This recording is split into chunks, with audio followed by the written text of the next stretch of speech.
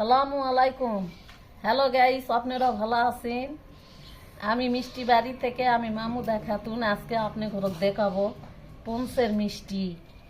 পঞ্চের মিষ্টি করব, আপনারা দেখবেন, বেশি বেশি শেয়ার করবেন। এই ছানাটা একটু কাপড় দিয়ে ভালো করে ছানাটা এইভাবে এইভাবে পানিটা তুলে নেবেন। চিপে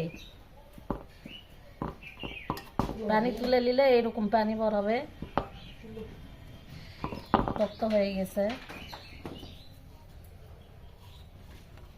সাদা এলাচ দিলাম, একটু পরিমাণ মতো একটু ময়দা দিলাম। ওকে ফিনিশিং করে নিলাম, এইভাবে সুন্দর করে ফিনিশিং করে নিলাম।